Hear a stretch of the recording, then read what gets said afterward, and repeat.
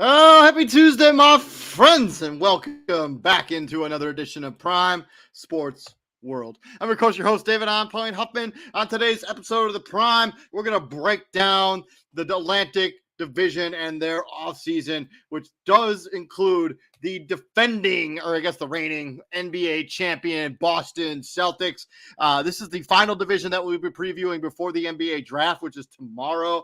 That snuck up on me awfully quick. But if you go back through any of our other videos, you can watch all of our breakdowns of every team's offseason through the very end. I did two divisions yesterday, the Northwest and the Southwest. So you're going to keep an eye out for all that content. Please like, share, and subscribe to the podcast.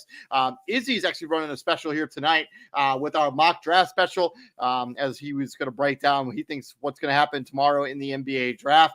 So you don't want to miss any of that content. Thank you very much to my Aunt Judy for checking out the pod. I always appreciate your love and your support. I should be seeing you on Saturday, so keep an eye out for me as we go to the Cubs Brewers game this weekend at Miller Park.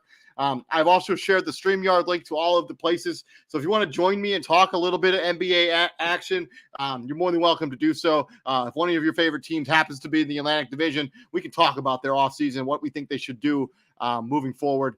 So let's get right into it without wasting any other time. First of all, let's talk about the Boston Celtics. They're 64-18. They have the 30th overall pick in this upcoming draft. But they don't. So their only major free agent is Luke Cornett, just kind of a role player on the team that won a championship this most recent season. I don't even have his numbers in front of me, but let me go ahead and get that for just a second here. I usually have some co-hosts to join me on these shows so I can pull up numbers and stats while I let other people talk. But when I'm running solo, I don't have that advantage. So take a look over here at the roster. Over here, there's stats for Luke Cornett as I try to get into this here. Sorry, my internet's running real slow right now. So Luke Cornett he came over. I think he came over in a trade. 13 games. He only played for them. He only averaged about 3 points a game. So I imagine that he will not be back. The Boston Celtics are already heavy into the double. Into the second apron when it comes to salary cap. $192 million in salary. They are going, like, the salary cap, as I mentioned in a bunch of other episodes, is going to be $141 million. So they're probably going to be pretty cap strong about what they can actually do to adjust this roster. And that doesn't even factor the big extension that Jason Tatum's going to be signing here this offseason. He's eligible for like a 5-year, $315 million salary that will make him the most highest paid player in the NBA moving forward. So yeah, he's gonna be getting the bag, as the kids like to say. But yeah, I mean, Boston doesn't really have to do a lot. I mean, they're bringing back a majority of the core that just won a title. They're bringing back a majority of the core that just had the best record in the National Basketball Association. I mean, that is a pretty nice. That's pretty pretty nice, good to have. And they kind of made their big splash last offseason. I mean, they traded for Kristaps Porzingis, they traded for Drew Holiday, and they re-signed both of those guys this offseason. So that was their big splash. The big splash is really not going to come from a roster shakeup. They've already shooken up their roster. This championship window is still open. Their two best players are 26 and 27, respectively. This is going to be a team that's going to be good for a while. And if I'm the Boston Celtics, my only priority is keep them healthy this summer. I know they got the Olympics, but Boston should be a top tier team in the Eastern Conference this upcoming season. From there, the team that was bit by the injury bug during the playoffs and during a majority of the regular season, the New York Knickerbockers, as they were 50-32 this most recent season, they ended up falling to the Indiana Pacers in the divisional round. They have the 24th and the 25th overall pick in this upcoming draft. I think only one of those picks is theirs. Obviously, the other pick is coming over from the Dallas Mavericks as part of the Kristaps Porzingis trade, as they're still seeing the benefits of that trade. It's got to be close to 10 years since that trade was made originally or something like that. It makes me feel very, very old.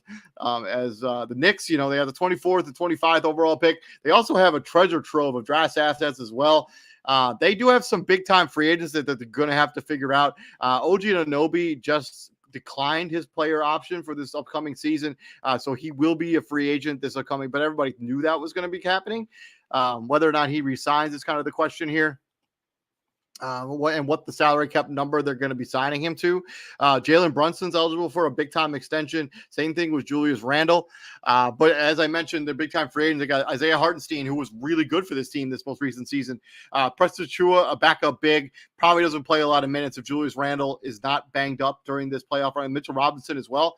And then Alec Burks, just a streaky scorer out of the bench. You could probably replace him at his $32 million salary or $10 million salary, from the most recent season.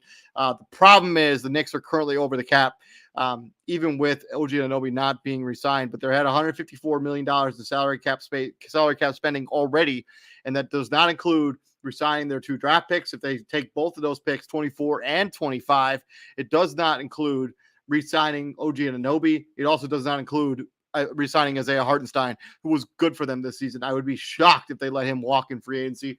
I think the big question that you have if you're the New York Knicks, I mean, they made this run and they were one of the best teams in the Eastern Conference without Julius Randle being a big-time contributor.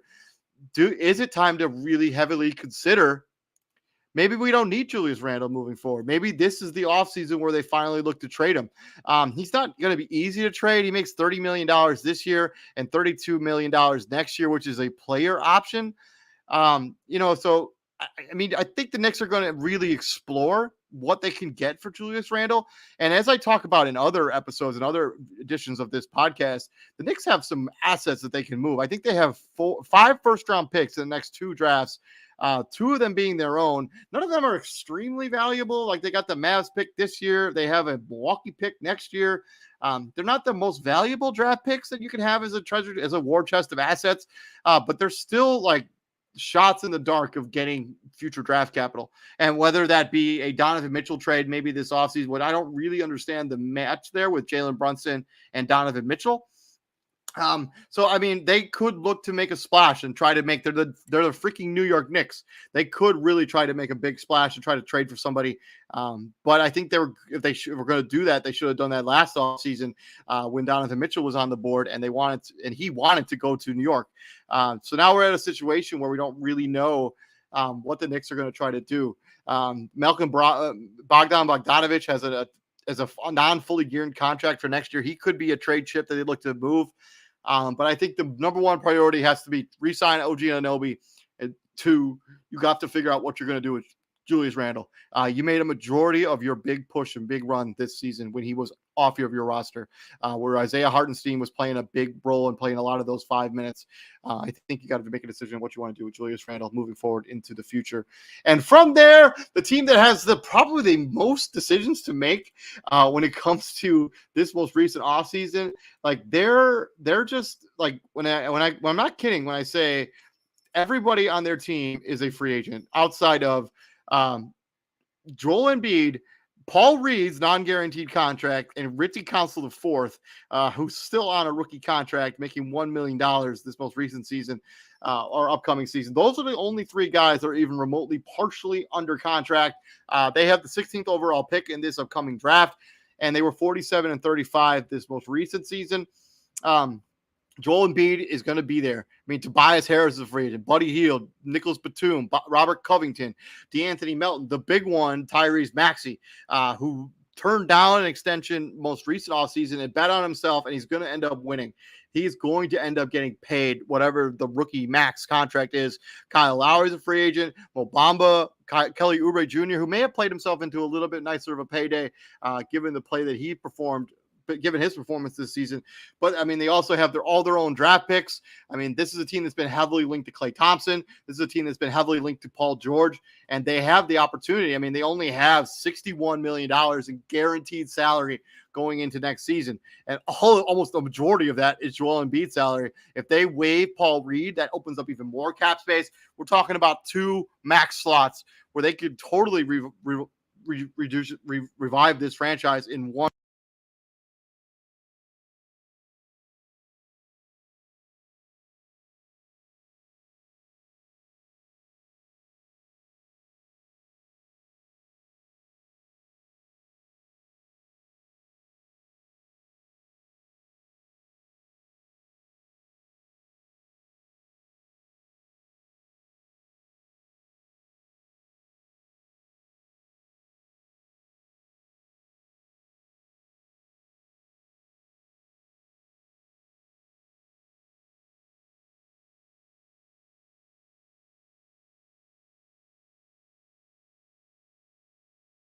Sorry with that. I think my mic got bugged there for a second. Make sure I'm hearing me okay. But yeah, they have the opportunity to make a really big splash in free agency this year when that kicks off next week. Look for them to re-sign their own guys. Not their own guys. Look for them to re-sign Tyrese Maxey. And I think they're going to be a heavy player for Paul George. I expect them to be a heavy player for Klay Thompson as well. So yeah, this is going to be a very interesting free agency class and offseason for the Philadelphia 76ers. This roster is going to look very different than the team that got eliminated in the first round by the New York Knicks this most recent season. So I think it's going to be very, very interesting. And what I think they're going to do with that draft pick has a lot to do with what direction they want to go. I mean, if they need a point guard, they could use another facilitator. They could use a backup big. So we'll see what they end up doing when it comes to their priorities in the offseason, because they can basically have to retool this entire roster. It'll just be Joel Embiid and literally not a single other player. So that's not going to be ideal moving forward. To the Brooklyn Nets, who have no first round pick this year as a result of the James Harden trade. That's tough. That pick ended up becoming the 3rd overall pick. And you never want to have a player give up a 3rd overall pick for a player who's no longer on your team. That is just a tough break when it comes to the Brooklyn Nets. And the other really big problem for Brooklyn, they basically were banking on the fact that Mikal Bridges was going to continue to develop and get better. He just didn't. He was looking like the cornerstone of a really promising piece this most recent season. His numbers across the board went down. And I mean, at one point during the trade deadline, as I talked about in yesterday's episode of the Prime, there was a legit offer on the table that included Jalen Green, their own draft picks and back, including this one upcoming for Mikal Bridges. That's the trade you should have moved. You should have moved on. And Mikal Bridges is a good basketball player, but he's really not a franchise changer. He's not a centerpiece to a championship level roster. It's going to be interesting what they do moving forward. And they do have some big time free agents. I mean, they got Dennis Schroeder, who's a free agent who can not Dennis Schroeder, Nick Claxton, who's been valuable for this team in spurts. I think that they're going to have to figure out what they want to do in that department. I mean, it's just going to be a tough break for the Brooklyn Nets. So they have to figure out, hey, are we going to continue to run this back and Mikal Bridges is going to be our best player? I just don't think that's going to be good enough. Like, if they're going to really, next season is really the only season in a while that they have the opportunity to really kind of go for a tank. Like, if they were going to tank, next season be the one. They have control over that draft pick.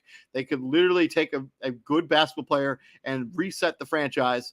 Trade Mikal Bridges this offseason while he still has value. His value is only going to go down from here. And with no first round pick, I mean, there's really this roster is going to be this roster. They're already $134 million in cap spending already.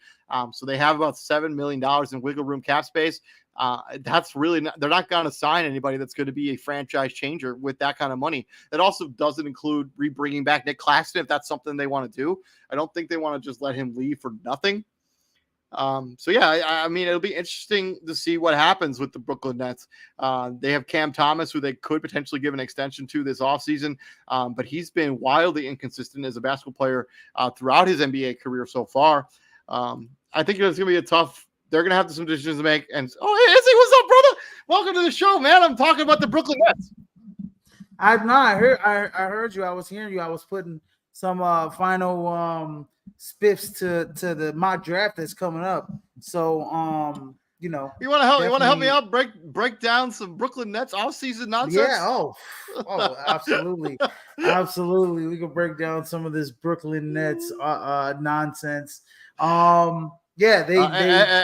I mentioned, they don't have a first round pick as a result of James Harden trade. Yes. That pick ended up becoming a third overall pick in this year's draft. That's tough. Mm-hmm. Yeah, no, that's tough. And this is a team that needs, pretty much everything. I mean, they're kind of in that NBA purgatory. I think they're even worse than that. Worse. Yeah, I would say worse. I would say worse. Thank you, David. I mean, because I would say worse.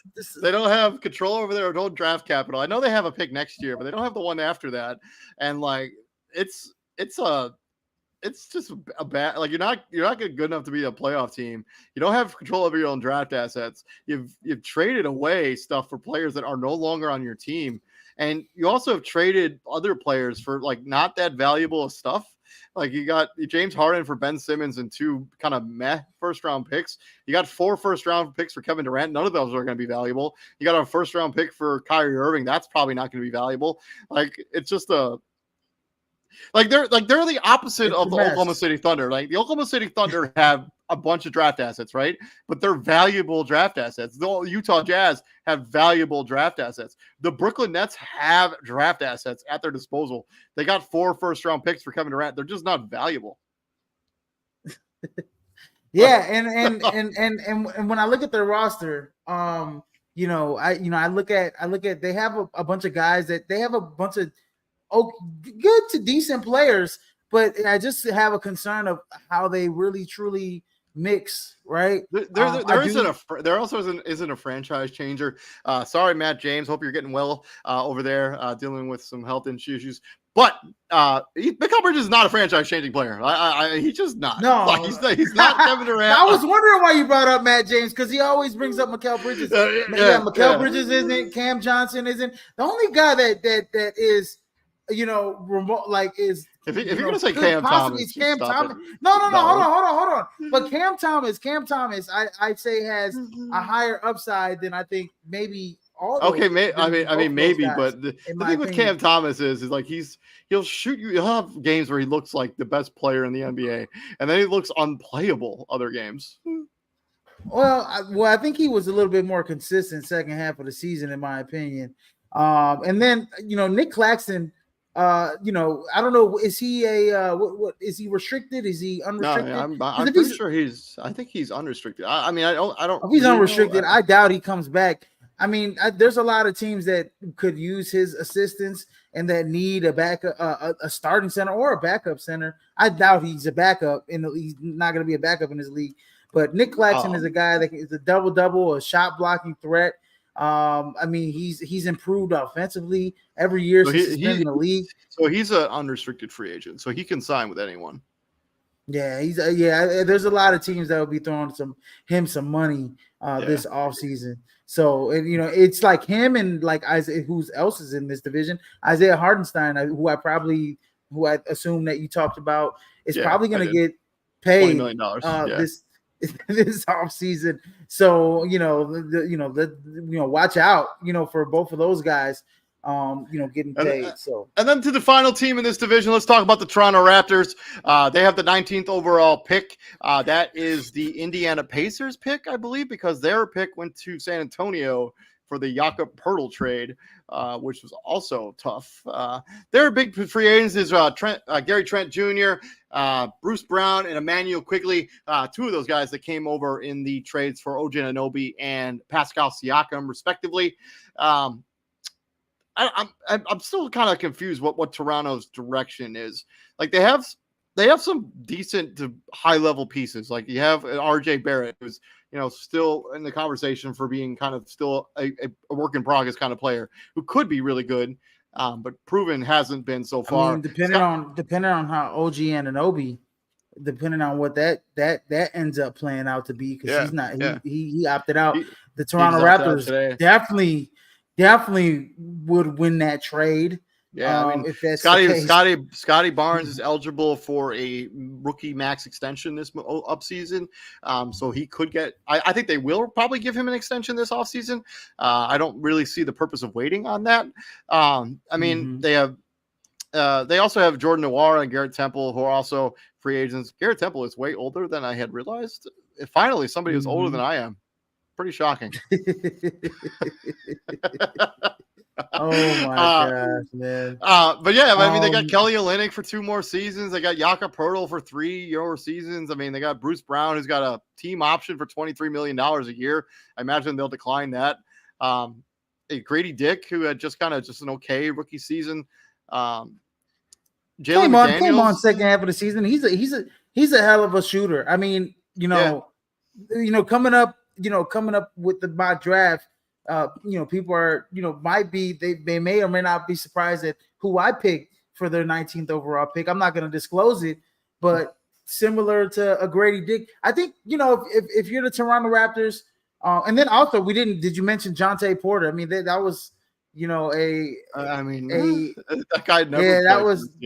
As far as it's a news, team morale type of thing. It was a big time thing for team like NBA news, but it did not impact the Toronto Raptors whatsoever. No, but I'm saying like team morale. It's like that type of news, surrounding your team. Like he betted and all that good stuff. But Jonte Porter was. I mean, he basically like he was like involved with. Like off the record stuff, like I think he like the mob was like controlling him, and like he was like he only bet on his own projections and stuff. Jesus Christ, that's news to me. He said the mob. He said the mob, man. You got some inside information there. But no, Jonte Porter, played in spurts. He played some decent PT when they needed some front court help. But and no, it ain't okay. It's right there. But for team morale, that's another issue. But when I look at this team, I think you have to find a way to re-sign Emmanuel Quigley if you can. They do need some point guard depth, in my opinion, outside of Quigley, because other person that you have is Gary Trent Jr. Who I think is a unrestricted free agent as well. So those two guys, right there. I mean, Gary Trent Jr. I mean, he'd go for. I mean, he's a guy that can go for 20 points. He may be restricted. Yeah, and then is that Brown? That's Bruce Brown. So yeah, Bruce Brown's restricted. Is that star for a restricted free agent? No, he's got a play. He's got a team option. So any of those stars. Yeah. So if you have a star on it, you either have a player option or a team option. When making you a free agent. So yeah, he has a star on because he has a. And how much cap space? How much cap space do they have right now currently? The Raptors. So let's say they decline the team option of Bruce Brown. So they'll be at like 100 $100 million in guaranteed salary cap so far. The cap is expected to be at about 141 million. So they will hypothetically have enough money to sign a max free agent. But outside of Scotty Barnes, outside of no, that wouldn't that even wouldn't count factor into it. Because Scotty Barnes' extension wouldn't kick in until It'd be a rookie 25, 26. Yeah, so it wouldn't kick in until 25, 26. Emmanuel Quigley. He's going to sign that rookie extension. So I wouldn't sign Emmanuel Quigley to max money. But no, he's for sure not worth that. But I think if you can get him for $15 million a year, I think he's worth that. Absolutely. And then and I mean, who's going to want to sign with Toronto? That's a max player. I mean, it's right. You know what I mean? Like this team is, and especially in today's NBA, when you look at the superstars, the top stars in the league, they're ring chasing. They want to go to a team that they're going to have a chance to compete for a championship, or at least a chance to go deep in the playoffs. And this Toronto team is just not that team. Do I see like a Toronto team? Like, look, they need a backup center, or they need a somebody besides a Jakob Poeltl, or maybe to back up a Jakob Poeltl, or if they want to play big, they can sign a Nick Claxton as well. They could sign, they can go out and go get them a power forward or Gary Trent Jr. is an unrestricted free agent. He will be completely unrestricted. He's gone. He could literally walk for nothing. He's gone. He's not coming back. He's not coming back. There's going to be other teams he's gonna go somewhere else. Not to mention, he was like really good on the Blazers team, but he's kind of plateaued as a player. His numbers have gone down across the board each of the last 3 seasons. Yeah, he's gone. I think on the right team, he'll be an asset. But when it comes to Emmanuel Quigley, I have a feeling that the Toronto Raptors are going to overpay for him to retain him. I have a feeling that they'll pay. They'll overpay for him. I just have this feeling that they will. But I don't think that's the Toronto Raptors MO. But I just feel like Asai Ujiri has been one of the best GMs in the league for a long time. I know, but he's gonna find him a gem at 19th overall. But yeah, this team, he will find him. He'll find him a gem at 19th overall. This draft class isn't the deepest draft class, in my opinion. But when it comes to the Toronto Raptors, they're just a middle of the pack team. They're a team that will be fighting for a play-in team tomorrow. Next season. No, they won't.